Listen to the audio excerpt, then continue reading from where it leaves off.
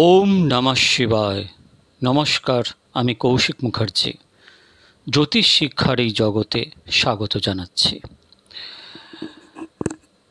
আজকে যে শিক্ষা প্রদান করব তা হলো আমি লগ্নভিত্তিক কোন গ্রহ যোগকারক গ্রহ, কোন গ্রহ সমগ্রহ, কোন গ্রহ মারক গ্রহ আলোচনা করছি।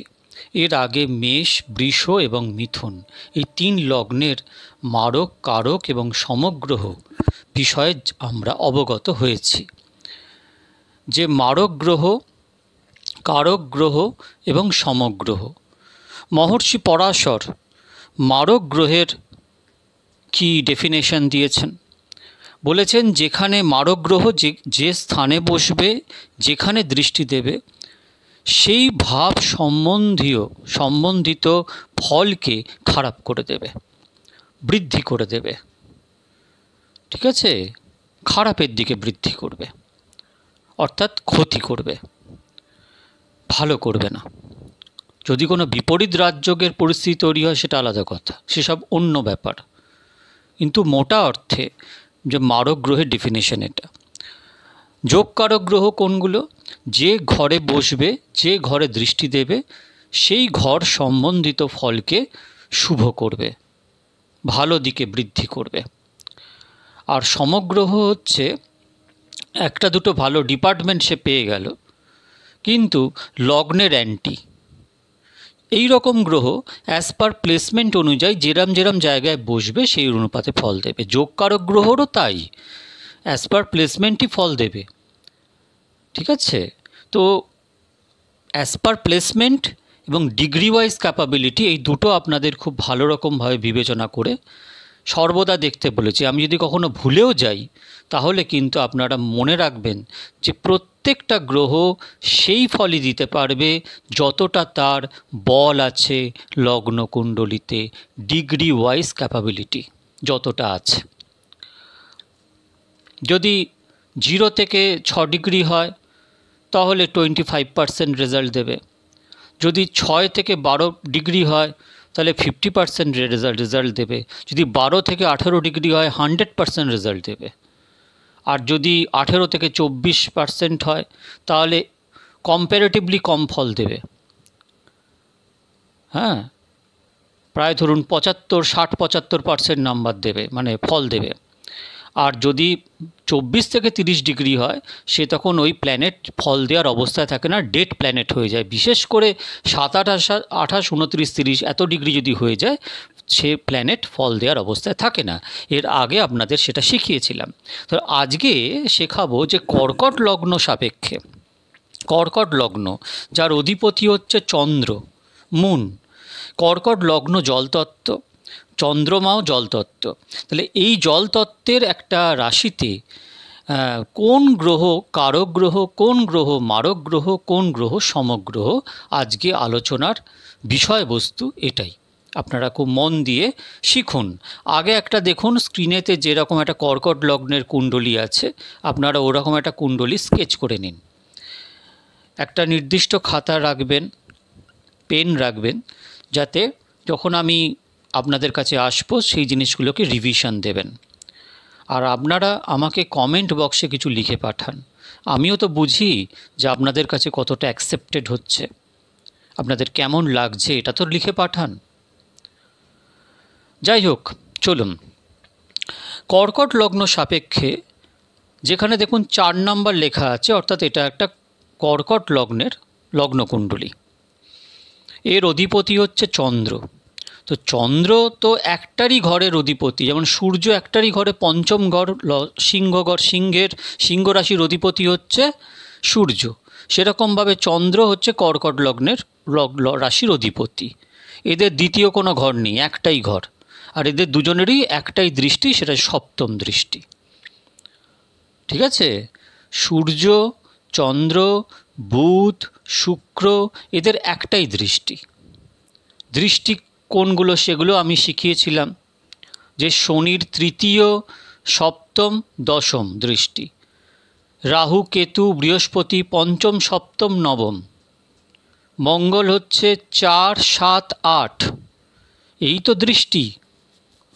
ঠিক আছে, তো যেহেতু এটা লগ্নের অধিপতি চন্দ্র, এই লগ্ন সাপেক্ষে চন্দ্র হচ্ছে অতি যোগকারক গ্রহ, অতি যোগকারক গ্রহ। এইবারে দেখতে হবে যে চন্দ্রের অবস্থানটা কোথায়, কিভাবে আছে, সেটা জানার দরকার আছে, যে চন্দ্র অ্যাজ পার প্লেসমেন্ট কোথায় আছে। চন্দ্র যদি বৃশ্চিকে চলে যায়, তাহলে লগ্ন যদি কর্কট হয় আর চন্দ্র যদি বৃশ্চিকে চলে যায়, সেখানে গিয়ে নিচস্থ হয়ে যাবে, অর্থাৎ কখনো ভালো ফল দেবে না। চন্দ্র যদি শনিযুক্ত হয়ে যায়, তাহলে ভালো ফল দেয় না, সেখানে বিচার্য বিষয় আছে। তো সব কিছু বিচার করতে হবে দুটো জিনিস, অ্যাজ পার যোগকারক গ্রহ ঠিক আছে বুঝলাম, কিন্তু সেই যোগকারক গ্রহ যদি খারাপ প্লেসমেন্টে চলে যায়, তাহলে সে তো যে জায়গায় বসবে এবং যে জায়গায় দৃষ্টি দেবে সেই ভাবকে বৃদ্ধি করবে, তাহলে খারাপ জিনিসকে মারকত্ব বাড়িয়ে দেবে। কোনো অশুভ স্থানে যদি যোগকারক গ্রহ চলে যায়, তাহলে যোগকারক গ্রহ আর ফল দেওয়ার অবস্থায় থাকে না ভালো, তখন সে খারাপই ফল দেবে। আর যদি ভালো প্লেসমেন্টেও থাকে, তখন বিচার করতে হবে যে ডিগ্রি ওয়াইজ ক্যাপাবিলিটি কতটা আছে, সে ফল দেওয়ার অবস্থায় আছে কি না, দিলেও কতখানি আছে, সব কিছু বিচার করে তবেই একটা প্রেডিকশান হয়, এমনি এমনি প্রেডিকশান হয়ে যায় না। তাহলে চন্দ্র হচ্ছে কর্কট লগ্ন সাপেক্ষে অতি যোগকারক গ্রহ। দ্বিতীয় গ্রহ হচ্ছে, যদি আপনি তার পরের ঘরে যান, সেটা হচ্ছে সূর্য। এখন আমরা জানি যে সূর্য হচ্ছে সূর্য আর চন্দ্রমা হচ্ছে একে অপরের বন্ধু। হ্যাঁ ঠিক, সূর্য চন্দ্র দুটি আঁখি, অনেক কিছু বলা হয়, ভগবানের একটা চোখ সূর্য, একটা চোখ চন্দ্র, এরা দুজনে ফ্রেন্ড, কিন্তু এদের তত্ত্ব আলাদা। দেখুন, লগ্ন সিংহ রাশির কালপুরুষ কুণ্ডলীর পঞ্চম ঘর হচ্ছে সিংহ রাশির, তার 12তম স্থান হচ্ছে দ্বাদশ ঘর পেয়েছে কর্কট লগ্নের অধিপতি চন্দ্র। চন্দ্রের তত্ত্ব হচ্ছে জল তত্ত্ব, আর সিংহ রাশির তত্ত্ব হচ্ছে অগ্নিতত্ত্ব, তার অধিপতি হচ্ছে সূর্য, সেটাও অগ্নিতত্ত্ব। তাহলে অগ্নি কী করে? জলকে শোষিত করে। অর্থাৎ দেখা যাচ্ছে যে কর্কট লগ্নের কুণ্ডলিতে যদিও দ্বিতীয় ঘরের অধিপতি, ধন বাণী কুটুম্বের অধিপতি সূর্য, কিন্তু কর্কট লগ্ন সাপেক্ষে সূর্য হচ্ছে অতি মারক গ্রহ, অতি মারক গ্রহ। ঠিক আছে, দ্বিতীয় ঘরে যদি কখনো সূর্য চলে আসে কর্কট লগ্নের, তার বাণীকে খারাপ করে দেবে, বাণীকে খারাপ করে দেবে। ধনস্থানকে কিছুটা রক্ষা করবে, পরিবারকেও রক্ষা করবে, কারণ হচ্ছে সে নিজের ঘরে অবস্থান করছে, কিন্তু বাণীকে অবশ্যই কটু করবে। এবার দেখতে হবে যে দ্বাদশ ঘরে তার প্ল্যানেটারি সিচুয়েশানটা কেমন, প্লেসমেন্ট কেমন আছে, তার ডিগ্রি কেমন আছে, সেই সব বিষয়ে। কিন্তু আজকের যে আলোচনা, যে কর্কট লগ্ন সাপেক্ষে রবি হচ্ছে, অর্থাৎ সূর্য হচ্ছে মারক গ্রহ। তত্ত্ব আলাদা, এটা অগ্নিতত্ত্ব, এটা জল তত্ত্ব। অগ্নি জলকে শোষণ করে, কোনোভাবেই কোনো ক্ল্যারিটি পাওয়া যাচ্ছে না, সুতরাং এটা মারক গ্রহ। এরপরে দেখুন 6 যেখানে লেখা আছে, 6 বুধ, বুধ হচ্ছে মানে এই কন্যা রাশির অধিপতি, অর্থাৎ বুধ হচ্ছে কন্যা রাশির অধিপতি এবং মিথুন রাশির অধিপতি। অর্থাৎ বুধ কোন কোন ডিপার্টমেন্ট পেয়েছে? একটা তৃতীয় ঘর পেয়েছে, যেটা কি হয়? পরিশ্রম, পরাক্রম, ছোট ভাই বোন, ছোটোখাটো যাত্রা, বেকার পরিশ্রম, ছোটোখাটো যাত্রা, কিন্তু সেটা দেখা যাবে সেটা সফলতা এলো না, এই ঘর।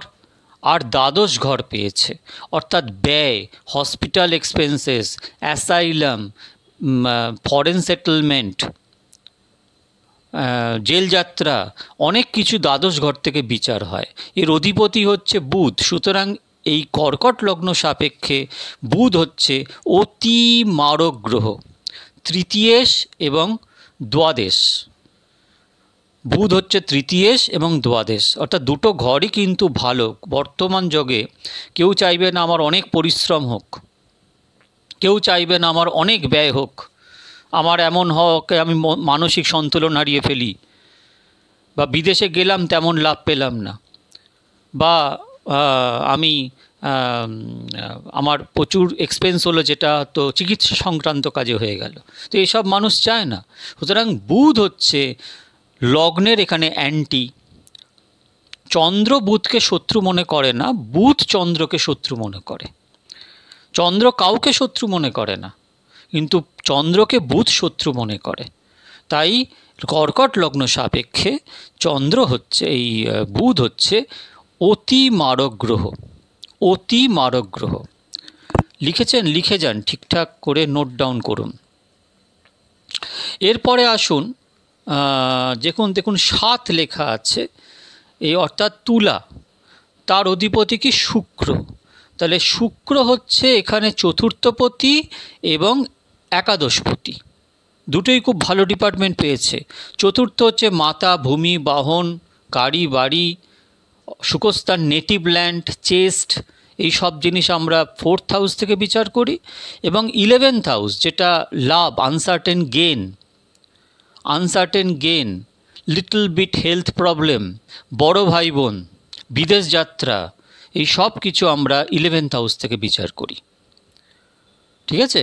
তাহলে চতুর্থপতি এবং একাদশপতি, আমি কি বলেছি যে কোনো গ্রহ যদি দুটো ভালো ডিপার্টমেন্ট পেয়ে যায় কিন্তু লগ্নের অ্যান্টি হয়।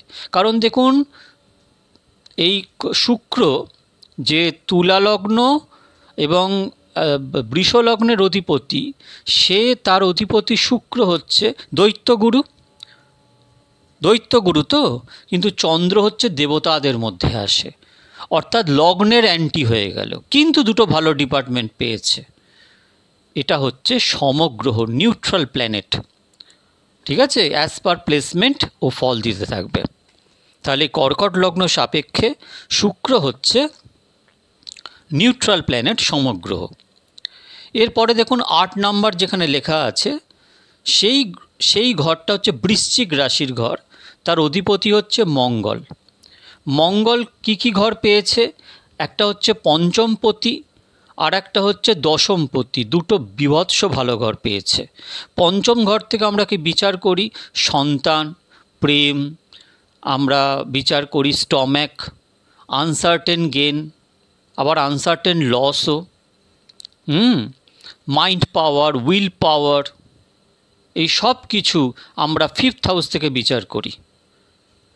অর্থাৎ এটা কেন্দ্রে স্থান পেয়েছে। 1, 5, 9 হচ্ছে কেন্দ্র, 1, 4, 7, 10 হচ্ছে এই 1, 5, 9 হচ্ছে ত্রিকোণ।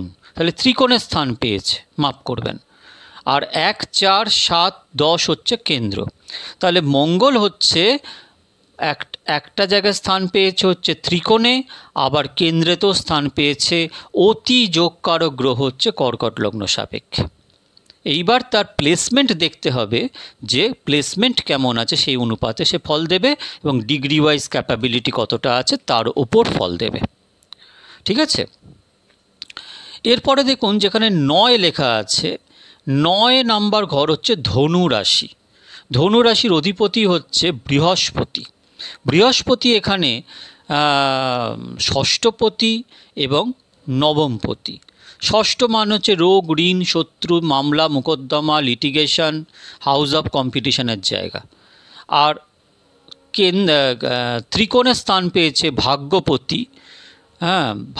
ভাগ্যস্থান, এটা বিদেশ ভ্রমণের স্থান, এটা হায়ার এডুকেশনের স্থান, পঞ্চম থেকে পঞ্চম, হায়ার এডুকেশনের স্থান, রিসার্চের স্থান। ঠিক আছে?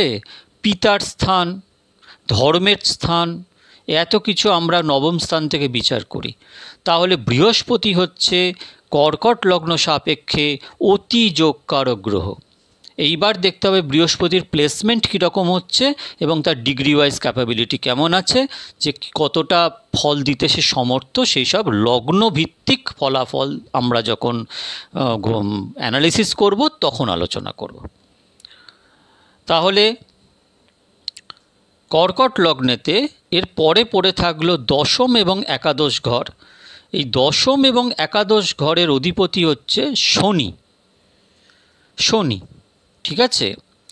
দেখুন, অষ্টম টু অষ্টম থিওরি যদি আপনি অ্যাপ্লাই করেন, যে কর্কট থেকে অষ্টম ঘর হচ্ছে কুম্ভ, কুম্ভ থেকে দ্বাদশ ঘর হচ্ছে আপনার মকর, আর সপ্তম আর মকর এবং এই দ্বাদশ ঘর, এবং সেটা লগ্নের অ্যান্টি।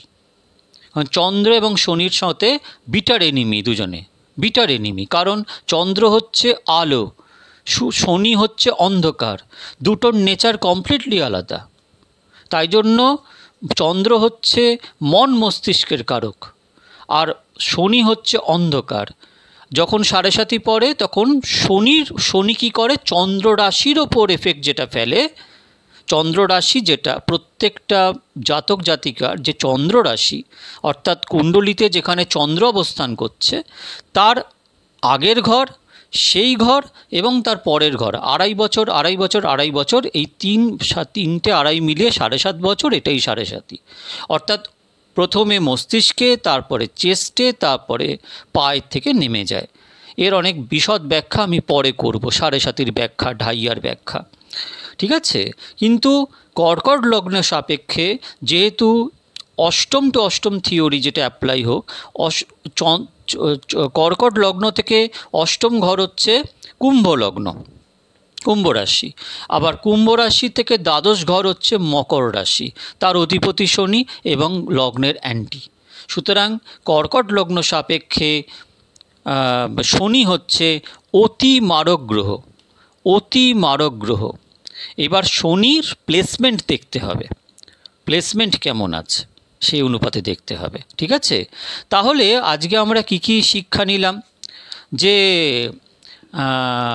চন্দ্র হচ্ছে অতিযোগকারক গ্রহ, শুক্র হচ্ছে সমগ্রহ, কারণ সেটা লগ্নের অ্যান্টি হলো চতুর্থপতি এবং একাদশপতি। মঙ্গল হচ্ছে অতিযোগকারক গ্রহ, বৃহস্পতি হচ্ছে অতিযোগকারক গ্রহ, ঠিক আছে। কিন্তু এখানে রবি অর্থাৎ সূর্য, বুধ, শনি হচ্ছে অতি মারক গ্রহ। তাহলে কর্কট লগ্ন সাপেক্ষে কোনটা সমগ্রহ, কোনটা যোগকারক গ্রহ, কোনটা মারক গ্রহ আজকে আলোচনা করা হলো। পরের দিন আলোচনা করব যে সিংহ লগ্ন সাপেক্ষে কোনটা যোগকারক গ্রহ, কোনটা মারক গ্রহ, আর কোনটা সমগ্রহ। আপনারা ভালো থাকবেন, ভালো করে পড়ে নিন। আমি একটু ইরেগুলার আপনাদের কাছে আসছি, কিন্তু আগের পড়াগুলো ভালো করে পড়ে নিন, দেখবেন আস্তে আস্তে অনেক কিছু আপনাদের কাছে পরিষ্কার হয়ে যাবে। ভালো থাকবেন। ওম নমঃ শিবায়।